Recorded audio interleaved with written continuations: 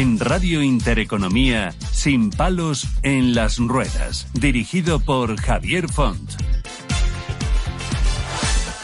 Hola, ¿qué tal? ¿Qué tal? ¿Cómo estamos? Bueno, espero que bien, nosotros muy bien también. Como decíamos en el anterior programa, ya cada vez quedan menos días para irnos a descansar hasta la próxima temporada. No se piensen que vamos a desaparecer, que nos iremos unos días de descanso nada más para reponer fuerzas y venir con las ideas un poco más claras. Hoy vamos a hablar de algo muy interesante, de lo que se habla poco en los colegios, en las universidades, pero que cada día más las empresas están demandando que los profesionales estén mejor formados. Y no solamente en la parte técnica, sino también en la parte social, las habilidades, en fin. Miren, en el ámbito laboral actual, la posesión de competencias técnicas específicas, si bien son esenciales, no son suficientes para garantizar el éxito profesional. Por otro lado, las habilidades blandas, también conocidas como competencias transversales, juegan un papel crucial en la empleabilidad y el desarrollo de una carrera profesional. Estas habilidades, que engloban la capacidad de comunicarse efectivamente, trabajar en equipo, adaptarse a cambios y resolver problemas, son altamente valoradas hoy día en el entorno laboral moderno. Las habilidades blandas son un conjunto de competencias interpersonales y sociales que permiten a un individuo interactuar de manera efectiva y armoniosa con otros. Estas habilidades no se limitan a un contexto específico, sino que son aplicables en diversas situaciones laborales y personales. El trabajo en equipo, le sonará, por su parte, destaca la aptitud para colaborar con otros, siempre respetando diversas perspectivas y contribuyendo al logro de objetivos comunes o, finalmente, eso que llaman la inteligencia emocional, que ya veremos en qué acaba, o mejor dicho, cómo terminamos. Decirles que han sido muchas las ocasiones, les diría que en múltiples ocasiones, en las que nos han trasladado las dificultades de encontrar perfiles para contratar personal que, más allá de una increíble cualificación, que es necesaria, tengan otras habilidades, entre ellas, por ejemplo, las sociales, las que tienen capacidad de análisis, que sean personas creativas, resolutivas, responsables, formales, que no haya que estar pendiente de ellas. En definitiva, la persona concreta para ocupar un puesto de trabajo concreto. En un mercado laboral cada vez más competitivo y globalizado como en el que estamos, las habilidades blandas son determinantes para diferenciar a los candidatos. Las empresas buscan individuos que no solo sean técnicamente competentes, que también, sino que también puedan integrarse adecuadamente en equipos de trabajo, gestionar relaciones interpersonales y contribuir a un ambiente laboral positivo. Estas habilidades son esenciales para el éxito organizacional, ya que fomentan la colaboración entre colegas, mejoran la resolución de conflictos y permiten mantener un ambiente de trabajo, como digo, armonioso. Además, incrementan la satisfacción laboral de los empleados, quienes, al poseer fuertes habilidades, tienden a estar más satisfechos con su trabajo y, por ende, más comprometidos. Las competencias transversales también facilitan el liderazgo, permitiendo a los individuos influir positivamente en los demás y dirigir equipos de manera efectiva. Miren, el desarrollo de habilidades blandas requiere un enfoque continuo y consciente. Existen diversas estrategias para cultivar estas competencias, como la educación y la formación a través de cursos, talleres y seminarios centrados en habilidades interpersonales y de la comunicación, algo esencial hoy día en cualquier empresa. La práctica reflexiva, que implica aplicar las habilidades blandas en situaciones cotidianas y reflexionar sobre las interacciones para identificar áreas de mejora, son también fundamental, es decir, pararse a pensar. Sí, pensar, ya que en la actualidad se percibe una deficiencia en la capacidad de análisis que implica la habilidad para descomponer información compleja, evaluar datos críticos y desarrollar soluciones informadas. Es crucial en la toma de decisiones estratégicas y en la solución de problemas complejos. Esta competencia es fundamental no solo para roles técnicos y especializados, sino también para posiciones de liderazgo y gestión, donde la toma de decisiones basada en un análisis riguroso puede determinar el éxito o el fracaso de proyectos y estrategias empresariales. Es decir, un método de liderazgo para prosperar profesionalmente. Las habilidades blandas son la piedra angular sobre la cual se construye un profesional complejo y versátil, capaz de enfrentar los desafíos del mundo laboral contemporáneo con eficacia y confianza. Miren, ahora nos podemos preguntar ¿qué formación reciben nuestros hijos en una carrera para defenderse en un mundo laboral competitivo como el que nos encontramos actualmente? ¿Potenciamos nuestros impulsos sin parar a pensar? ¿Nos estamos dejando llevar por una corriente tecnológica que va a terminar con nuestra capacidad de pensamiento, análisis y organización? ¿O relación con los demás, que puede ser más preocupante? Bueno, pues de todo esto y más hablaremos con voces autorizadas, como siempre. Por ello, pues no tengo nada más que animarles a escuchar un programa muy, pero que muy interesante. Si quieren prosperar en sus trabajos, adelante, comenzamos.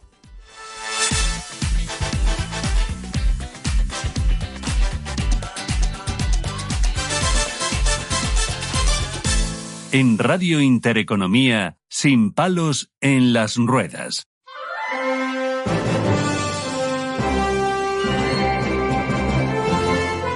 Bueno, pues saludamos a Vanessa Carrera, que es directora y fundadora de Insisters, consultora especializada en el desarrollo de personas, equipos y líderes. Ella lleva más de 12 años acompañando procesos de cambio en entornos corporativos y es experta en innovación, creatividad y gestión del cambio.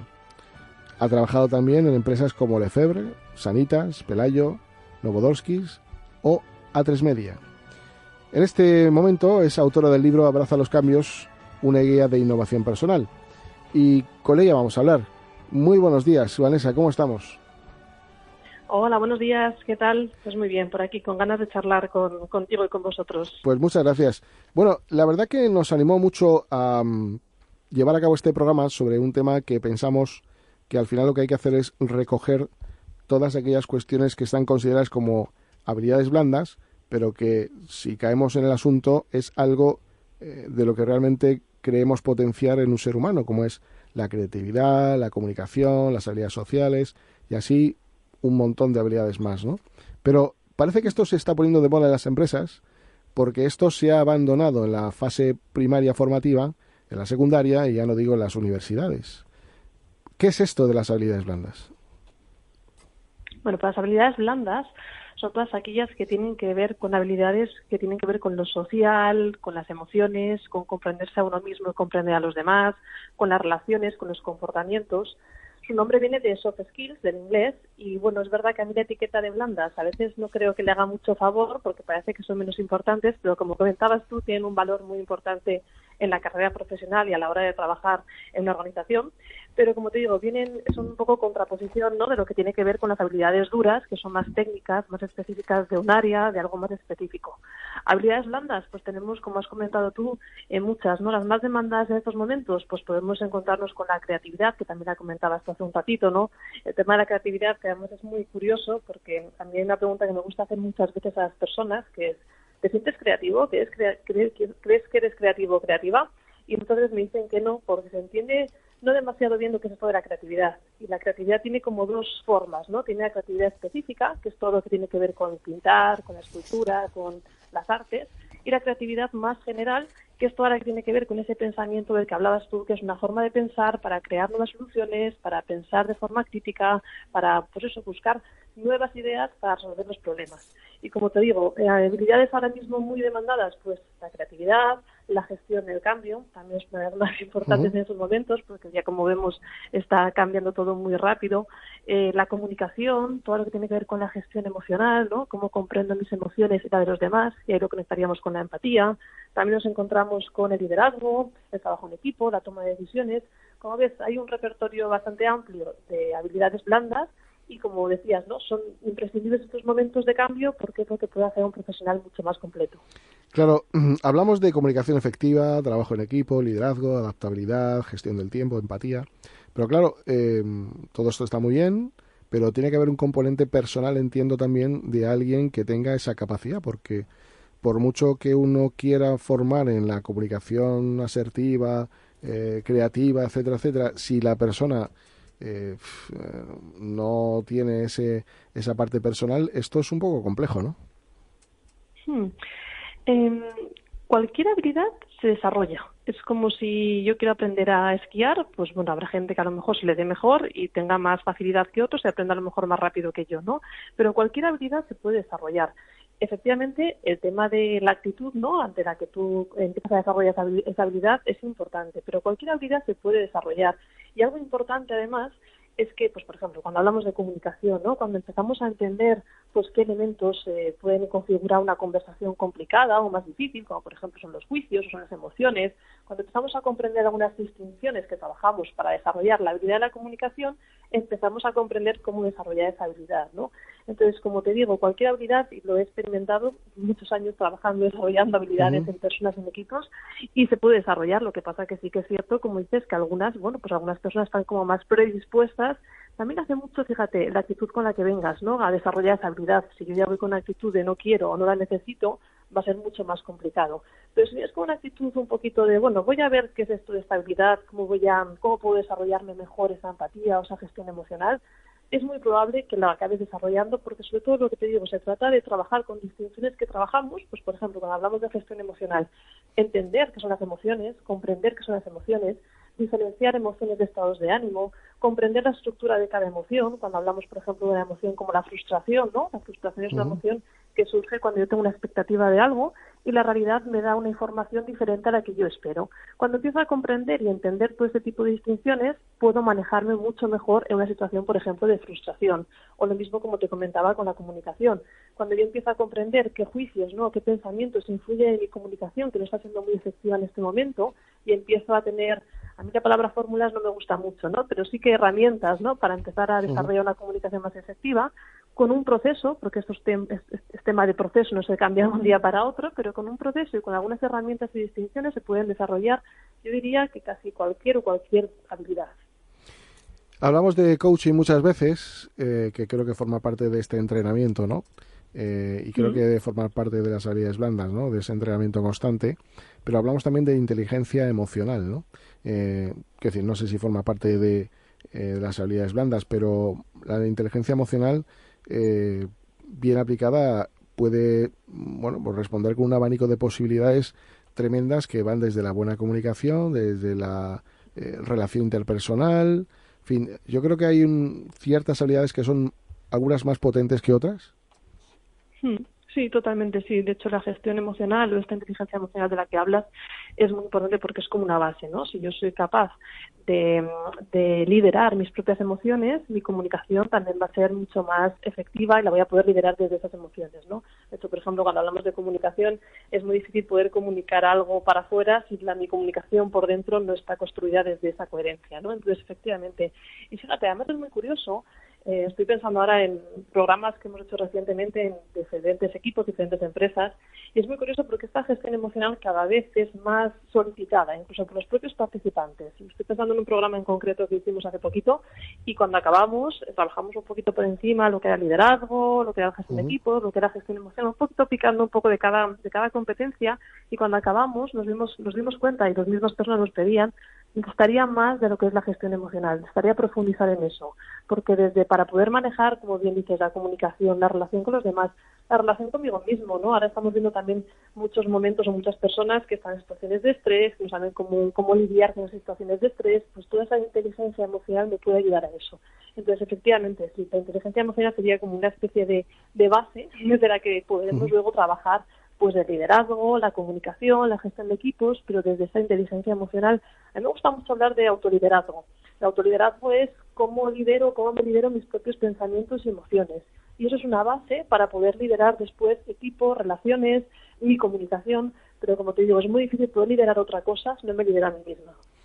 Mira, hay un libro que escribió Nicolás Maquiavelo que se llama El Príncipe, que por cierto es el libro de cabecera de muchos partidos políticos, por algo será, quizás como también lo es algunas series de Netflix como The House of Cards o El Elegido, este tipo de cosas que se leen, pues porque ahí se ve la destreza del ser humano en algunas cosas para bien, en muchas más para mal, ¿no?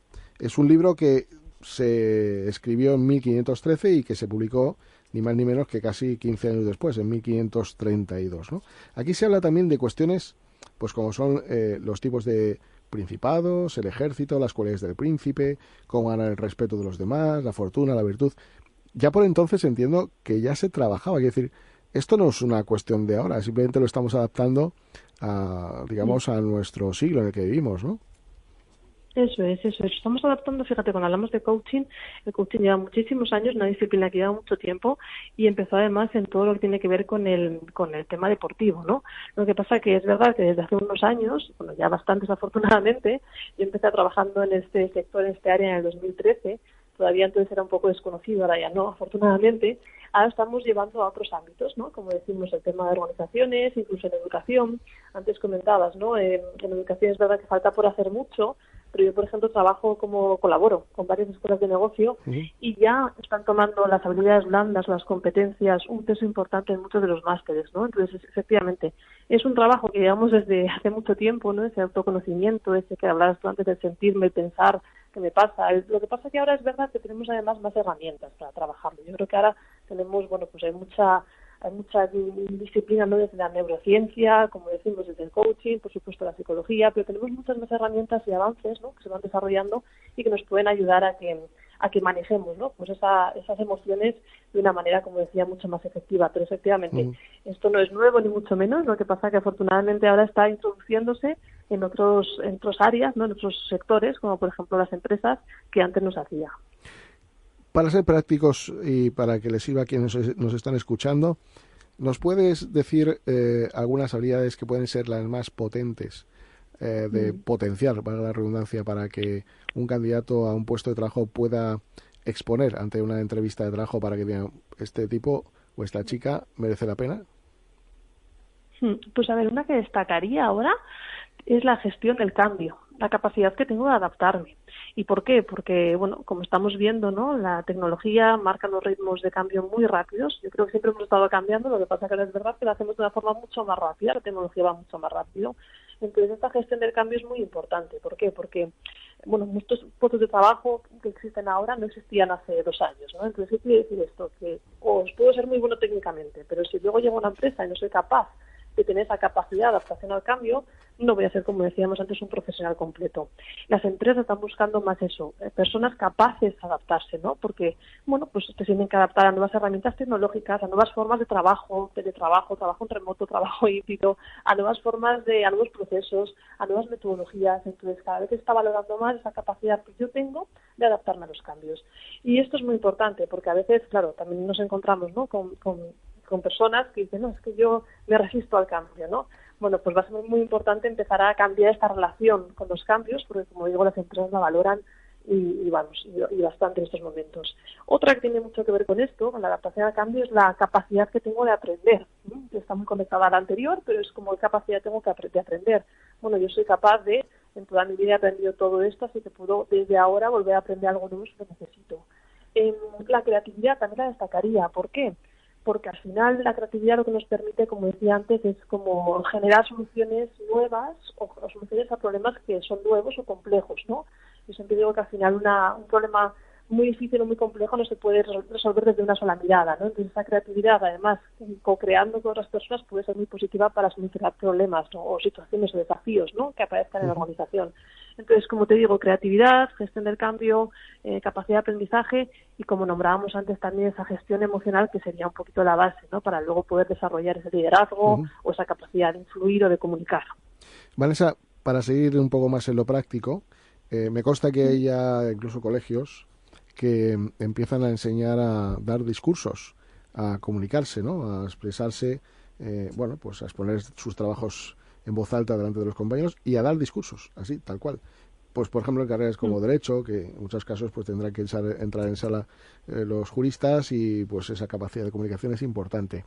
¿Cómo se entrena esto? ¿Hacemos como un ser o no ser de Hamlet, de esa obra de William Shakespeare? ¿O cómo entrenamos esto de la comunicación hacia los demás, en público me refiero? Mira, hay varias, bueno, por supuesto hay, como te digo, hay herramientas, ¿no? Pero algo muy importante para mí tiene que ver con, lo decíamos antes, ¿no? Con liderar mis propios pensamientos y emociones. si yo voy a salir a hablar en público y el pensamiento que tengo es algo así como, qué horror, seguro que me vais fatal, qué miedo y qué me va a pasar, y eso se me va a notar. Entonces, algo para mí importante, como comentaba antes, tiene que ver con primero empezar a trabajar la comunicación interna, la comunicación desde dentro para que la comunicación desde de fuera salga bien, ¿no?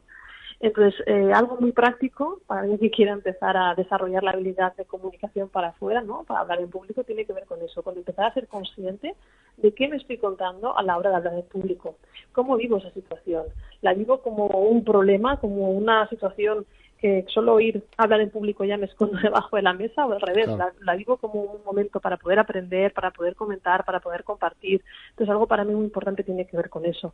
Y mira, te voy a contar una anécdota. Yo ahora doy conferencias y talleres, seminarios, pero yo era muy vergonzosa y me costaba mucho hablar en público. Yo me he trabajado mucho el desarrollo de la habilidad de comunicación. Y a mí algo que me ayudó mucho fue empezar a cambiar el foco de atención.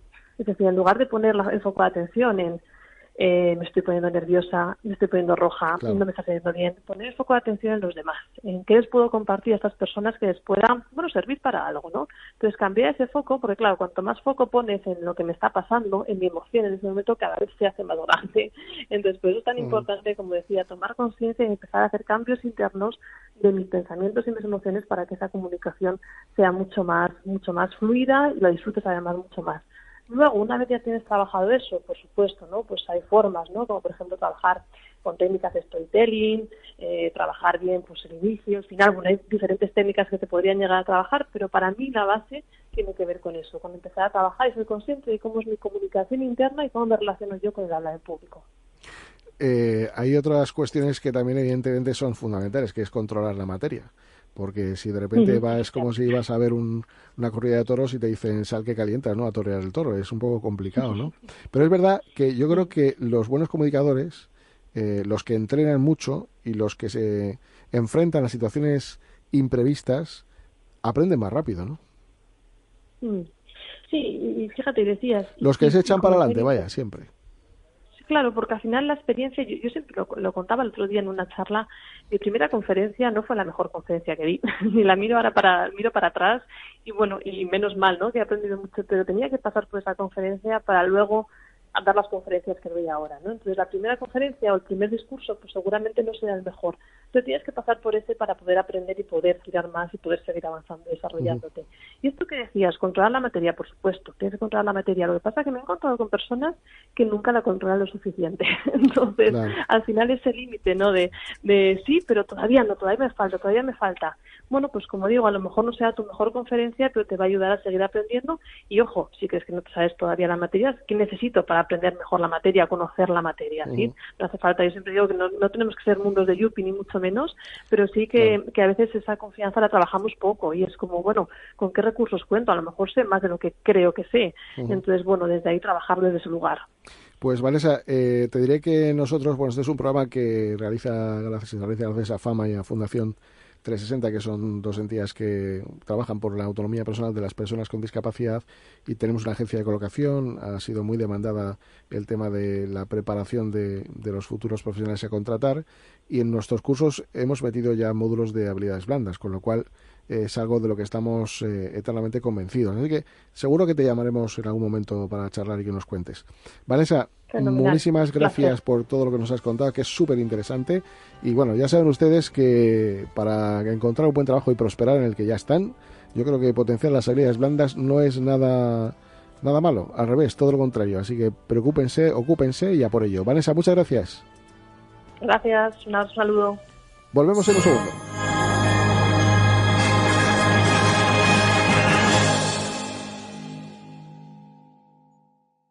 En Radio Intereconomía, Sin palos en las ruedas, dirigido por Javier Font.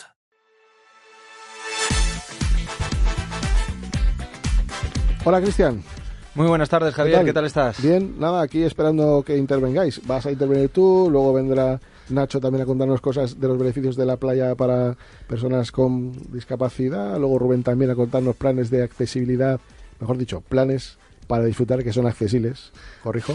Y ahora nos vas a contar tú algo que es sobre una protección del patrimonio, ¿no? Eso es, exactamente. Pues mira, vamos a hablar porque hay muchos usuarios que nos han preguntado recurridamente qué es un patrimonio protegido y cómo podemos hacer pues un poco para asegurar los beneficios económicos a futuro de las personas con discapacidad, cuando sobre todo al principio pues a una corta edad te preocupa el futuro muchas veces de tu hijo o de un familiar. Entonces hoy vamos a hablar de una figura jurídica muy importante para las personas con discapacidad en España, como pueden ser los patrimonios protegidos, ¿vale? Esto es una herramienta legal que se creó para mejorar la calidad de vida y asegurar el futuro económico de las personas con discapacidad.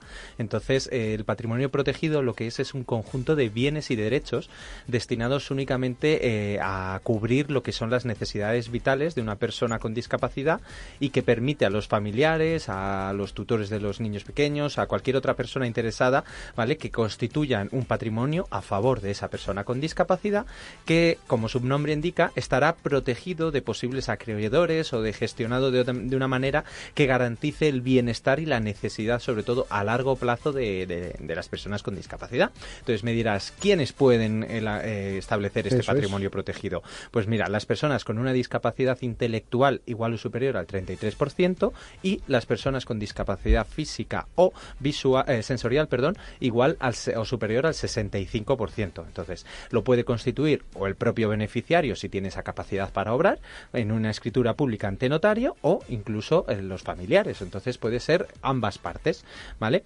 Este patrimonio protegido puede estar formado o bien por dinero o bienes inmuebles, derechos o cualquier otro activo, ¿vale? Sí que es verdad que tenemos que tener en cuenta que hay un máximo anual que puedes aportar a este patrimonio protegido por persona de 10.000 euros y en conjunto de diferentes personas de 24.250 euros anuales, ¿vale? Sí que es verdad que si aportaras una cantidad superior se podría meter para años sucesivos en el propio patrimonio protegido, pero bueno, esa es otra historia. Pero también hay que destacar lo último, Javier, y es que me dirás, ¿si esto tiene algún beneficio hacia la persona beneficiaria o hacia quien lo constituye? Pues sí, efectivamente, hay exenciones y deducciones fiscales en el cual las aportaciones a un patrimonio protegido disfrutan de beneficios fiscales, como puede ser la exención en el impuesto de donaciones y sucesiones, ¿vale? O incluso deducciones en el IRPF, en la renta, ¿vale? Entonces, para que los contribuyentes y los beneficiarios se puedan beneficiar de este aspecto. Y muy importante, una vez que constituyamos este patrimonio protegido, todos los años deberemos de presentar a Hacienda el modelo 182, en el cual vamos a hacer un desglose de todo lo que ha habido anualmente, informando a Hacienda, porque esto es de carácter informativo, claro, de todo lo que ha habido. Entonces, una recomendación, que si constituyes un patrimonio protegido, te hagas un cuadernito con todo lo que entra, lo que sale, que generes una cuenta en particular a nombre de esa persona, que luego hay autorizados para poder gestionar ese dinero, pero es muy importante pues que tengas ahí un control de todo lo que entra y sale para que una vez que esté constituido no haya problemas. Hacienda, como siempre, mirando por si acaso el patrimonio protegido lo utiliza para otra cosa, ¿no? Está claro. Me imagino. No, hombre, y aquí aparte que tienes deducciones, tienes exenciones, entonces hay que tener un poco más de cuidado porque ya sabes que aquí no se regala nada. Por aquí se pueden meter bienes inmuebles, ¿no? Cuentas bancarias y bueno, otros derechos. En definitiva, las familias, pues si quieren, deben informarse, pues más que nada para asegurar que tengan los recursos necesarios sus seres queridos cuando ellos no estén para toda la vida, ¿no? Exactamente. Bueno, o cuando ellos no estén o incluso mientras están, también, o sea, en ese sentido, porque al final y es muy importante que pueda haber ahí una pequeña gestión del patrimonio, de los bienes que tenga esa persona con discapacidad, que muchas veces, a lo mejor por ser menor o por no tener cierta capacidad de control sobre eso en concreto, pues se le puede tener ahí una pequeña ayuda para apoyar siempre y bueno, y al final pues siempre queremos cuidar a los nuestros, entonces pues qué mejor que con algunas opciones de estas. ¿Y cómo se hace esto? ¿Hay que ir al notario o cómo se inicia? En escritura pública.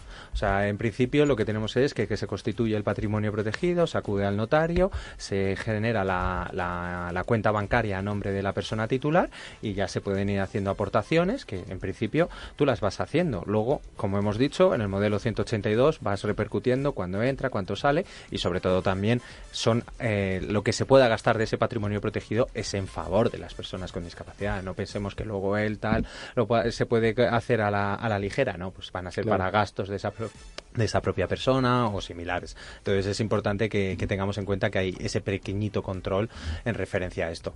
Pero vamos, cualquier duda, ya saben, como siempre estamos 100% disponibles en el teléfono de atención de nuestra entidad, en el 91 593 3550, y si no, en el correo de derechos humanos @fama.org. Estamos encantados de atenderles. Pues ya saben, ahí tienen a Cristian, que les va a explicar todo lo que haga falta para que ustedes tengan toda la información de cuestiones tan importantes como esta para proteger a sus seres más queridos. No se vayan, que volvemos.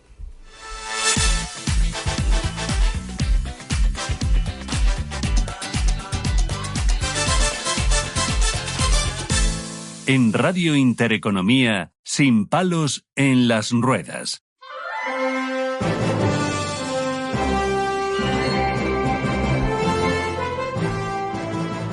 Bueno, y ahora vamos a saludar a Luis Menchen, que es vicesecretario del Consejo Rector de Vidafarma, que tiene, bueno, pues es una persona que nos va a contar, como fue además también inspector de sanidad durante 10 años y ejerció también como director de un laboratorio de análisis durante otros 20, quiero decir que tiene suficiente experiencia para que nos cuente cómo funciona esto de los negocios en torno a los medicamentos, a lo que es la cadena de distribución.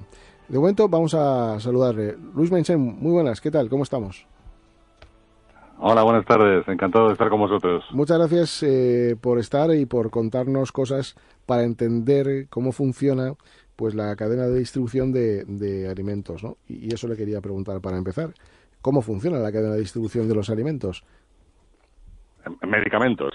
Perdón, de medicamentos, la cadena de distribución de los... Sí. La cadena de distribución de medicamentos es peculiar. Bueno, no debe ser comido muy bien hoy. Se ha quedado todavía un poco de ganas. Bueno, sí. Bueno, la verdad es que la cadena de distribución de medicamentos en España es peculiar. Es peculiar porque fundamentalmente es propiedad de los propios farmacéuticos. O sea, los socios de nuestra cooperativa, mayoritariamente la distribución de medicamentos en España está en manos de cooperativas. Y, de hecho, la única empresa no cooperativa en España no representa ni el 10% de cuota. Uh-huh. El resto es todo cooperativismo. Y este cooperativismo, ya te digo, se basa en la propiedad de los farmacéuticos, que son los socios que al final tienen la oficina de farmacia, que es el punto último de distribución de medicamentos.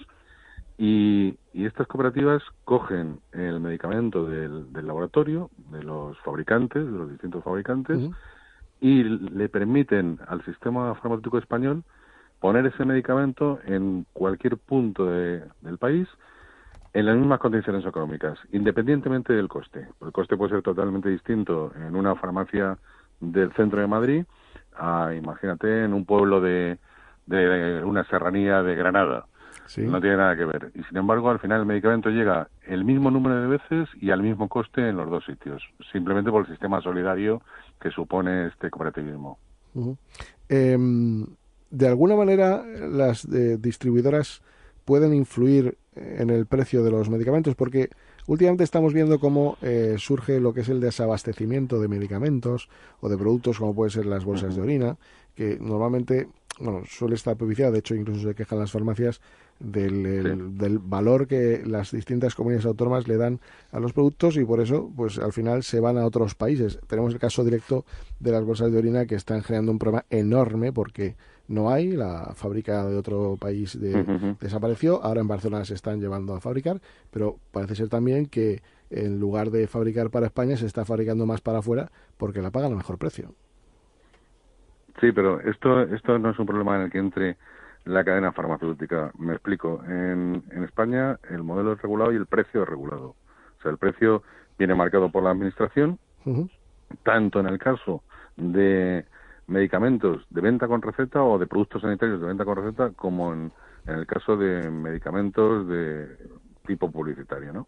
Uh-huh. Entonces, este precio viene marcado por la administración, como te digo, y los porcentajes de margen que queda tanto en la distribución como en la oficina de farmacia también están marcados.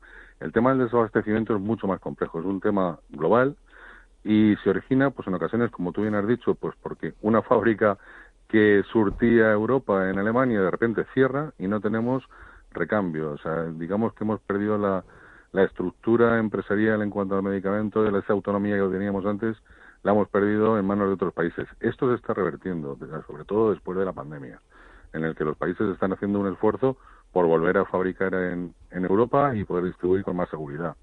Luego, en otros casos, es también por un tema de principios activos. Hay veces que se fabrica, hay, por ejemplo, fábricas de medicamentos en España, medicamentos genéricos, por ejemplo, tenemos una industria bastante potente, pero que se tiene que surtir de estos principios activos de mercados asiáticos, fundamentalmente China e India. Y aquí también tenemos unos problemas a la hora de tener todos los medicamentos. Esto de comentar del precio, sí que es un factor que es verdad que hay fábricas, esto no lo vamos a negar tampoco, que incluso en medicamentos que no necesitan receta, que cuando distribuyen ese medicamento, lo ponen en el mercado español, tiene un precio fijado que probablemente sea 5 veces más económico que el mismo medicamento llevado a Alemania.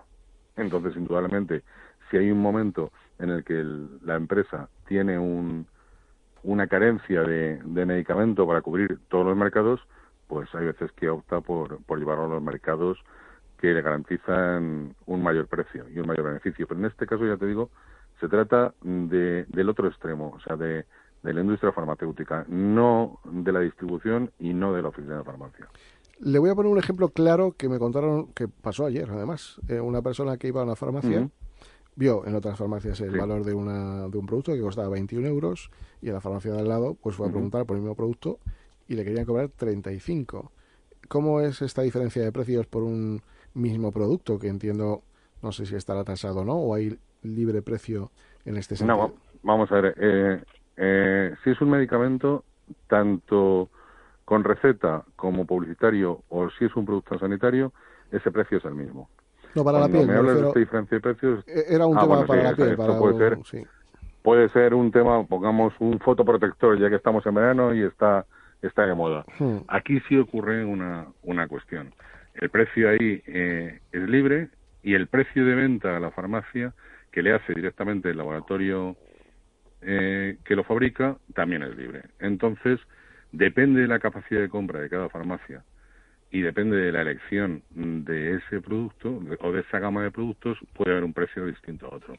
Supongamos que estamos hablando de un laboratorio X y 2 farmacias donde lo pregunta trabajan con ese laboratorio, le hacen un pedido directo y tienen un precio de costo menor y repercuten ese precio de costo menor en el precio del producto final. Mientras que otra farmacia ha optado simplemente por su criterio de calidad, por su libertad de elección, ha optado por otra marca, y esta marca solo la tiene pues comprada como unidad suelta, y entonces por supuesto tiene un coste mayor. Fundamentalmente, hoy en día las oficinas de farmacia tratan de surtirse de elementos de calidad y que les den buen precio, pero no se puede tener, estamos hablando de a lo mejor tranquilamente 20.000 referencias que puede haber una oficina de farmacia. Entonces la farmacia no puede estar en las que son de precio libre a tope con todos los medicamentos, no medicamentos, con todos los productos sanitarios o con todos los productos para farmacia. Tiene que elegir algunos y es los que podrá ofrecer a mejor precio. Las cooperativas, en nuestro caso de distribución, ¿qué logras? Pues logras seleccionar un número importante de productos de cada gama y logras ponérselo a la oficina de farmacia a un precio, digamos, asequible, para que puedan jugar con él sin grandes diferencias. Pero esa gran diferencia sí se puede dar en determinados medicamentos. Fundamentalmente te diría que en los productos que son más estacionales y más de publicidad es donde sueles encontrar estas diferencias, por lo que te comento, por el precio de partida del fabricante o el distribuidor.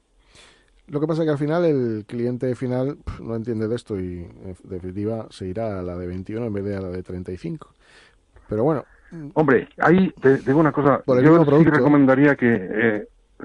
pero yo sí te diría una cosa. Sí recomendaría, por un lado, que la gente fomente su capacidad crítica de elección.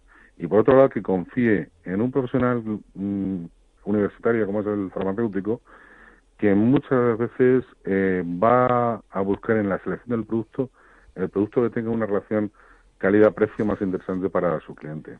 Entonces, en este caso, no digo que haya que modificar nuestro criterio de compra, pero sí no pensar solo en lo que me ha llegado vía publicitaria o No. vía comentarios en las redes. No voy a profundizar Dime. más en el tema, me refiero porque se trata de productos que ya un médico ha dicho, oye, póngase esto, ¿no? O tome esto y es buscar precio. O sea, al final el producto es en uno No, más pues barato que en otro, ¿no? Quiere decir que no es ir a la aventura yo te de... garantizo que eso es un complemento nutricional, lo que me estás hablando, porque en un No, es medicamento no puede darse esto. dermatológico, es un tema Sí, dermatológico. bueno, nutricional o dermatológico, sí, pero no es medicamento. O sea, el medicamento tiene garantizado en este país que el precio en cualquier establecimiento final, en cualquier oficina de farmacia, es el mismo. Ahí estamos hablando de un producto de parafarmacia que por la propia legislación tiene esa libertad de fijación de precio. Le quería hacer dos preguntas en una. Una, Sí. ¿se pueden negar a distribuir medicamentos una distribuidora de medicamentos? Y otra, ¿cómo se configura una farmacia? Es decir, ¿qué cantidad de productos son determinantes que obligatoriamente tiene que tener una farmacia? ¿O simplemente se aplican medidas de niveles de venta? ¿Cuáles son los productos que más se venden, los que menos? Porque claro, todo el mundo, incluso vamos a veces a algunas farmacias que dan digamos, a un sistema que tienen automatizado con bandas y demás, y el medicamento aparece en la caja, ¿no? ¿Esto cómo es al final? Bueno, en principio, una distribuidora, vamos a diferenciar una cosa en la distribución, que es distribuidoras selectivas que optan por distribuir tan solo los productos que les interesa y distribuidoras de gama completa.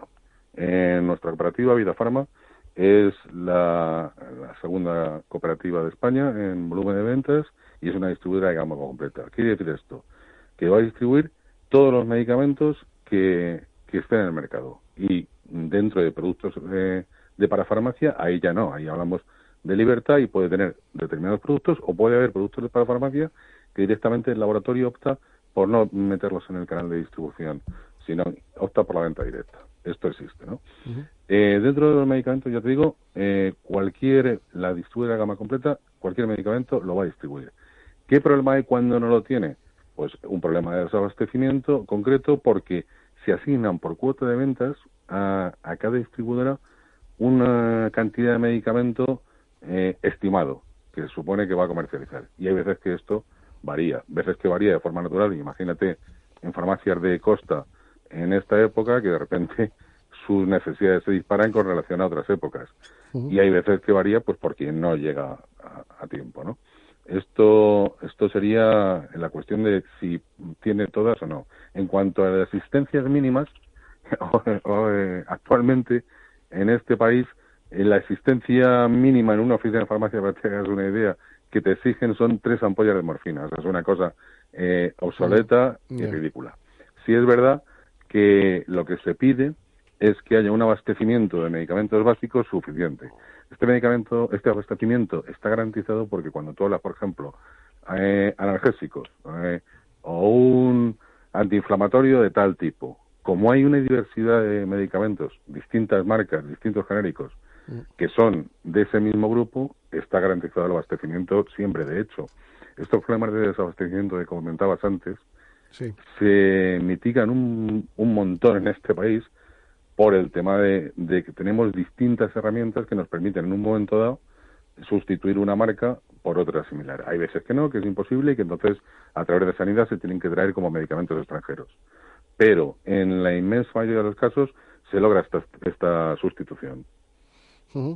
Ahí tienes también el caso de la Reserva Estratégica de Medicamentos, que es un tema que está hoy en día vigente en Europa y que se trata de marcar esta Reserva Estratégica de Medicamentos, que surge también la necesidad a raíz de la pandemia, cómo se va a encuadrar, con qué medicamentos y dónde van a estar almacenados y para cuánto tiempo. O sea, todo esto, date cuenta, estamos hablando, pues en un día como hoy, pues podemos hablar de una distribución de 280.000 pedidos en la distribución española.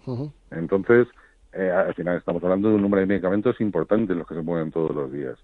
Este número de medicamentos, si tú quieres abastecer a la población para una determinada situación, tienes que, primero, desde la administración, marcar para cuánto tiempo quieres que sea ese abastecimiento y cómo se va a realizar este aprovisionamiento y esta custodia de esos medicamentos durante el tiempo determinado.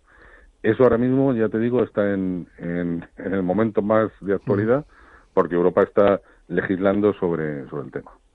¿Qué logística tiene Vida Pharma para poder llevar un medicamento desde la fábrica, entiendo que habrá un almacenamiento, y desde ahí a distribuirlo? Es decir, ¿cuántos vehículos, cuánto personal, qué más?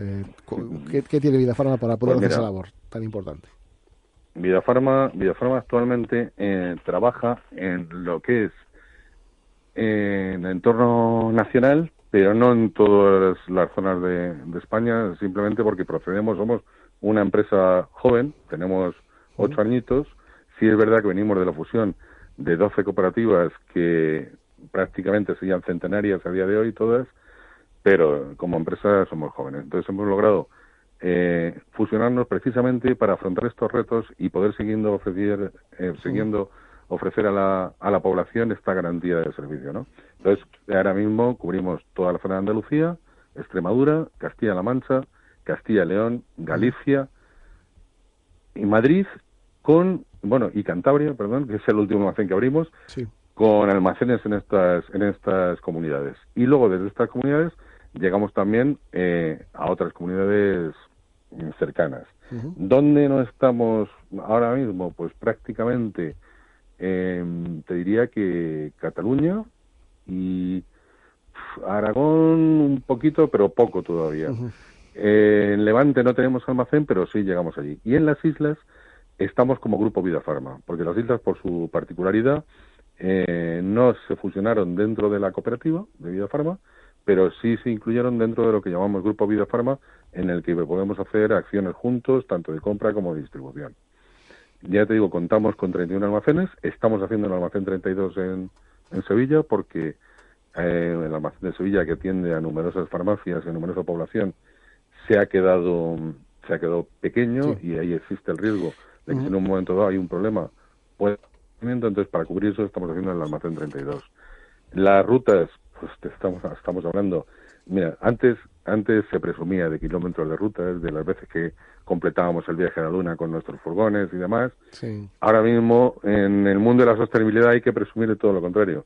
Hay que presumir de que estamos buscando la eficiencia para que las rutas los furgones vayan llenos de medicamentos y el número de kilómetros sea menor, para poder rentabilizar tanto económicamente como medioambientalmente toda nuestra distribución. Entonces, ahí, por ponerte un ejemplo curioso, en el almacén último que hemos abierto, en San Fernando de Henares, el recorrido de cubeta, me gustaría que pudierais ver uno de nuestros almacenes, algún día, porque es curioso, sí, estáis invitados, es curioso cómo la robotización que hay hace que los medicamentos se vayan cogiendo, vayan cargándose sobre cubetas, y por unos raíles, una especie de vías, estas cubetas vayan llenándose hasta llegar al punto de carga en los muelles. Bueno, pues este recorrido de cubeta en el almacén de San Fernando es el menor de toda España. ¿Por qué? Pues para buscar eficiencia de tiempo y para buscar eficiencia en consumo energético. Eso se está haciendo así. En cuanto a trabajadores, ¿qué es nuestro potencial? Pues andamos ahora mismo por los 1.900 trabajadores directos, más unos 700 trabajadores indirectos. Pues Luis, nos quedamos con ese dato, además de comentar que también tenéis una fundación que se llama Vida Pharma. Hemos hablado de Vida Pharma, muy como importante. Podemos hablar de Cofares, o también podemos hablar de, pues otras distribuidoras como Fede Pharma, Diafar, hay varias, ¿no? Con lo cual creo que todas ellas son imprescindibles para la salud de las personas. Luis, gracias por todo. Algún día iremos a visitaros. Pues estaremos encantados de recibiros. Muchas gracias a vosotros. Feliz verano, volvemos enseguida.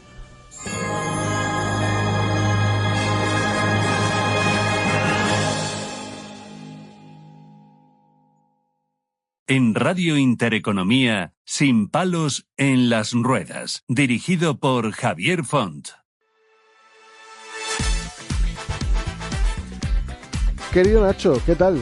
Pues muy estás? Buenas tardes, aquí ya oliendo la humedad del mar, tocándolo casi con los dedos. Además, vas a hablar hoy de los beneficios de la playa y el agua del mar para, en general todos, pero en especial para personas con discapacidad. Ya estoy hablando aquí con el equipo que si nos planteas algo bueno, pues el siguiente programa y los futuros que vamos para donde haga falta, ¿sabes? Y yo para un especial en cualquier playa de Lo España que que haga son falta. maravillosas, podéis contar conmigo, ¿eh? Pues bueno, ahora cuéntalo, ¿sabes si los animas? Pues nada, la idea un poco del consultorio de hoy era justo pues aprovechar que vamos a entrar en estos días de playa y hablar un poquito de cuáles los beneficios del agua de la playa, ¿vale? Entonces, bueno, todo el mundo sabemos que la terapia acuática es muy interesante para todas las personas en general y para las personas con discapacidad en particular, porque el agua y sus propiedades son las que básicamente nos van a ayudar con nuestra patología y todas las implicaciones que tienen. Entonces, he destacado algunas de las cosas que podemos encontrar gracias al agua y luego en específico con el agua de mar. Entonces, lo más importante es que en el agua pesamos menos, ¿vale? Esto, a priori, es algo muy simple, pero para una persona que tiene unos músculos que están debilitados o que tiene una capacidad de control postural diferente, el hecho de que estemos en un entorno en el que pesamos menos facilita muchísimo que el sistema nervioso trabaje de una manera mucho más tranquila y cómoda, sometida a menos estrés, etcétera, etcétera. Entonces, lo principal que encontramos cuando estamos en el agua es que el hecho de pesar menos genera menos estrés a nivel muscular y esto contribuye a una mejor sensación de bienestar, ¿vale? Porque no estamos pidiéndole tanto, no estamos exigiéndole tanto. Cuando hablamos de agua de mar, esto se intensifica todavía más por el hecho de que haya sal, porque la sal genera que el agua nos haga flotar todavía más. Es decir, el agua de la piscina y el agua del mar van a ser diferentes, vamos a ser como más livianos, digamos, en el agua de mar. Entonces esto nos va a permitir flotar más y esto va a aumentar todavía más la sensación de relajación en el cuerpo. Dicho esto, claro, esto va a depender también de la temperatura, porque no es lo mismo bañarse en el agua del Mediterráneo que bañarse en las costas de Galicia, en las Rías Baixas. Doy fe de eso, sí. Entonces, por un lado, esto depende mucho de cada persona. En general, diríamos que el agua caliente nos facilita también esa irrigación porque nos vasodilata el cuerpo, entonces genera que haya mucha más nutrición dentro de lo que serían las células del cuerpo, pero hay mucha gente que a mí me ha comentado durante mis años de práctica clínica en el que el agua fría les generaba un bienestar. Y esto sí que hay mucha evidencia sobre el agua fría, es decir, la crioterapia que se llama también tiene unos efectos muy positivos para las personas con discapacidad y esto en muchos casos es la noche del día. Yo conocía a un paciente en concreto que siempre me decía lo mismo: yo cuando me encuentro fatal, que estoy reventado, me meto en una bañera con agua con hielo. Te diré una cosa, baja la espasticidad muchísimo. Efectivamente. Y los espasmos. Eso es. Con lo cual, un buen baño de agua fría y demás también ocurre. Yo que jugaba también a fútbol sala antes de estar así, y había uno que se duchaba con agua fría. Lo que hacía era dejar el resto de duchas vacías, ¿sabes? Porque nadie a las 10 de la noche quería estar al lado suyo. Hay mucha evidencia sobre todo los baños de contraste, el cambiar de temperatura entre frío y calor, que están relacionados con lo que hacemos es un efecto de vasodilatación en el cuerpo que contribuye a que haya muchísimo más retorno de sangre. Entonces yo siempre hablo de esto cuando le explico a los pacientes, esto es como el camión de la basura, ¿no? Normalmente la basura la recogen cada día o cada 2 días dependiendo de dónde vivamos. Si yo hago muchos baños de contraste, lo que estoy haciendo es que pasen más veces el camión de la basura. Cada vez que yo abro y cierro el grifo y entra más sangre y sale y se cierra, lo que estoy consiguiendo es que ese camión de la basura pase, recoja todas las cosas que no nos interesan y nos sentamos mucho más aliviados por ese tema. Luego hay un tema también que está relacionado con la piel, porque la piel, cuando nosotros entramos en el mar, el agua del mar no solo tiene sal y tiene otros componentes como por ejemplo es el yodo. Entonces, en pieles que están sometidas, por ejemplo, a mucha presión durante el tiempo que están sentados, etcétera, se pueden producir algunas heridas o algunos eczemas que están de alguna manera bien solucionados cuando utilizamos este tipo de soluciones yodadas. Por ejemplo, el betadine de toda la vida que hemos utilizado es una solución yodada. Obviamente, en el mar no tenemos tanta concentración de yodo, pero sí que contribuye mucho a cicatrizar la piel. El jabón de lagarto también, ¿no? El jabón de lagarto también, sí. Todo lo que son, al final, este tipo de químicos son muy buenos porque son naturales, ¿no? Que al final es esto. Y luego, también, pues me gustaría contar a todos los usuarios que la importancia de la vitamina D que nos aporta no tanto el agua, sino el hecho de estar en la playa, ¿vale? Como todos sabemos, la vitamina D es importantísimo para una serie de procesos que se producen internamente en el cuerpo y el hecho de que estemos debajo del sol nos aumenta los niveles. Pero es importantísimo. El calcio es necesario para que se procese bien la vitamina D. Entonces, una buena alimentación nos va a contribuir a que esa vitamina D que nosotros tomamos a través del sol la podamos sintetizar bien. ¿Esto significa que no llevemos crema? No, hay que llevar crema solar. Protegerse es muy importante para la piel, pero sí que recomiendan los médicos que pasemos unos pequeños minutos de exposición sin crema para que se pueda captar un poquito más. Que no nos pongamos en plan placa fotovoltaica ni parabólica y que queramos todo a la vitamina D en un segundo, ¿no? Eso es, pero por eso, con medida Con todo, pero siguiendo los poquito a consejos poco. de los médicos. Y esto es muy importante, obviamente, para el tema de la osteosíntesis, ¿sí? ¿Vale? Entonces, nada, la única cosa es eso, recordar que tenemos que estar muy orgullosos de un país que tenemos, que tiene un montón de playas accesibles, que hay todas las comunidades autónomas tienen programas, todas las que tienen costa, obviamente, y que invito a todos los usuarios a que visiten playas accesibles para que... Que nos vamos, conozcan. que nos vamos contigo, quiero decir, a la playa. Pues vámonos. Te quiero decir que el próximo me voy, vamos, donde haga falta. Vete buscando hueco donde haga Pues venga, falta. vamos a ir buscando un buen hotel una que sombrita, tenga un buen plan que y nos vayamos- vamos todos para allí a hacer el programa. Nacho, pues espero que podamos vernos en el último programa de esta temporada y si no, que tengas un buen verano. Pues No muchas sé. gracias. Como Intentaremos andas liado, estar. Intentaremos pues estar. A ver si haremos podemos despedirlo un especial como para se merece decir esta temporada. hasta siempre y hasta luego. Venga. Bueno, volvemos nada, en nada y menos.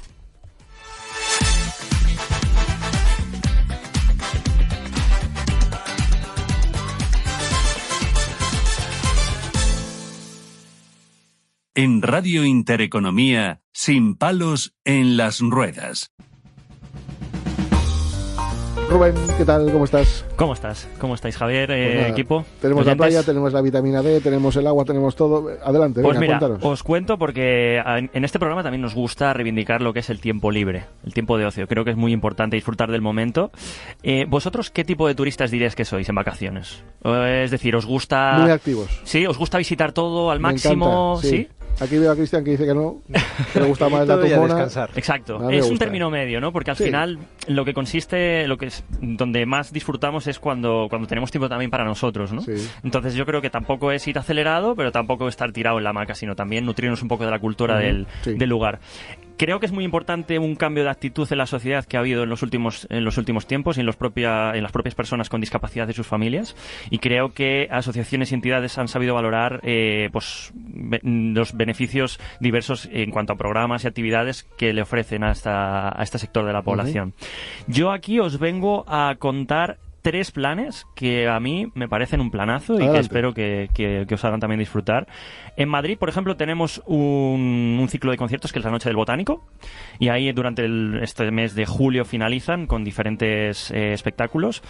Y luego también, si nos vamos un poco, cogemos el coche, nos vamos al norte, Galicia para mí, bueno, me toca de lleno el corazón, ¿no? En sí. el corazón, pero creo que es sinceramente una comunidad autónoma fabulosa. Y hay un alojamiento en Sierra de Outes, cerca de Santiago de Compostela, que allí, por ejemplo, es un alojamiento totalmente accesible y podemos dormir en una cabaña en el bosque, o sea que yo creo que ahí puede Pues estar bastante Rubén, interesante. yo creo que más información en la página web de Fama, Eso es. www.fama.org y Que el nos teléfono cuenten. 91 593 35 50, que nos cuenten, que nos digan, que les informamos de estos 3 planes y muchos más. Exacto.